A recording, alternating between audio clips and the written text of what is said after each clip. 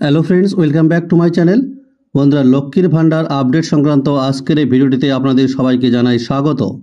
আপনারা সবাই জানেন যে পশ্চিমবঙ্গের মাননীয় মুখ্যমন্ত্রী মমতা ব্যানার্জি পশ্চিমবঙ্গের জনসাধারণদের আর্থিকভাবে স্বাবলম্বী করে তোলার জন্য নানা রকম জনদরদি সামাজিক প্রকল্প চালু করেছেন, যার মধ্যে সবথেকে উল্লেখযোগ্য হলো মহিলাদের জন্য লক্ষ্মীর ভান্ডার প্রকল্প। এই লক্ষ্মীর ভান্ডার প্রকল্প শুধুমাত্র পশ্চিমবাংলা নয়, সারা ভারতবর্ষ ছাপিয়ে বিদেশের মাটিতেও নাম কামিয়েছেন।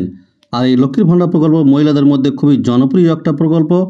আপনারা জানেন যে শুরুর লগনে লক্ষ্মীর ভান্ডার প্রকল্পের আর্থিক অনুদান ছিল সাধারণ শ্রেণীর মহিলাদের জন্য 500 টাকা এবং এসটি ও এসসি শ্রেণীর মহিলাদের জন্য 1000 টাকা। তবে লোকসভা ভোটের আগে এই লক্ষ্মীর ভান্ডারের আর্থিক অনুদানের টাকা বাড়িয়ে দ্বিগুণ পরিমাণ করা হয়।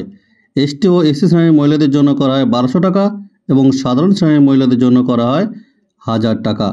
আর এই লোকসভা ভোটের আগেই লক্ষ্মীর ভান্ডারের আর্থিক অনুদানের পরিমাণ বৃদ্ধির সঙ্গে সঙ্গে পশ্চিমবঙ্গের সমস্ত শ্রেণীর মহিলাদের মধ্যে খুশির জোয়ার সৃষ্টি হয়, যার প্রভাব আপনারা লোকসভা ভোটের মধ্যে দেখেছেন। এবার আবারও রয়েছে লক্ষ্মীর ভান্ডারের বড় চমক। দুর্গাপুজোর আগে আবারও বাড়তে চলেছে লক্ষ্মীর ভান্ডারের আর্থিক অনুদানের পরিমাণ। এবার আর্থিক অনুদানের পরিমাণ কত করে বাড়বে, কবে থেকে কার্যকর হবে, সমস্ত ডিটেইলস আলোচনা করা হবে আজকের এই ভিডিওটিতে, তাই ভিডিওটিকে স্কিপ না করে সম্পূর্ণরূপে দেখবেন। লক্ষ্মীর ভান্ডার প্রকল্পের জন্য বিশাল বড় চমক। সামনে দুর্গাপূজা, আর এই দুর্গাপূজার আগেই লক্ষ্মীর ভান্ডার গ্রাহকদের জন্য রয়েছে বিশাল বড় চমক। কারণ সেপ্টেম্বর মাস থেকে আবার বাড়তে চলেছে লক্ষ্মীর ভান্ডার প্রকল্পে টাকার পরিমাণ। তবে এবার লক্ষ্মীর ভান্ডারে টাকার পরিমাণ বেড়ে কত হতে পারে দেখে নিন আজকের এই নতুন আপডেটে। তাই সবাই ভিডিওটিকে স্কিপ না করে সম্পূর্ণরূপে দেখবেন। পশ্চিমবঙ্গ রাজ্য সরকারের উল্লেখযোগ্য জনদরদি সামাজিক প্রকল্পগুলির মধ্যে অন্যতম মহিলাদের লক্ষ্মীর ভান্ডার প্রকল্প। পশ্চিমবঙ্গ রাজ্য সরকারের এই প্রকল্পের জনপ্রিয়তা কত তা বাংলা ছাড়িয়ে সারা দেশবাসী লোকসভা ভোটের সময় দেখেছে। রাজ্য সরকারের এই প্রকল্পে প্রথমে সাধারণ শ্রেণীর মহিলাদের মাসিক 500 টাকা এবং তপশিলি ও উপতপশিলি শ্রেণীর মহিলাদের মাসে 1000 টাকা করে দেওয়া হতো। তবে 2024 লোকসভা নির্বাচনের আগে সে ভাতার অঙ্ক এক ধাক্কায় দ্বিগুণ করে দেওয়া হয়। বর্তমানে লক্ষ্মীর ভান্ডার হিসাবে সাধারণ শ্রেণীর মহিলারা 500 টাকার পরিবর্তে 1000 টাকা, আর অন্যদিকে তপশিলি জাতি ও উপজাতি শ্রেণীর মহিলারা 1000 টাকার পরিবর্তে 1200 টাকা করে পাচ্ছেন। পশ্চিমবঙ্গ সরকারের এই জনকল্যাণমূলক প্রকল্পের ফলে উপকৃত হয়েছেন রাজ্যের বহু মহিলারা।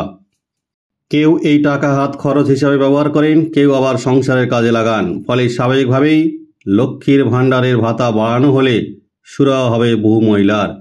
সরকারি সূত্রে খবর, বর্তমানে পশ্চিমবঙ্গের প্রায় 2,11,00,000 মহিলা এই সুবিধা পাচ্ছেন। লোকসভা নির্বাচনের ঠিক মুখে গত 1 এপ্রিল এই স্কিমের ভাতা বাড়িয়েছে পশ্চিমবঙ্গ সরকার।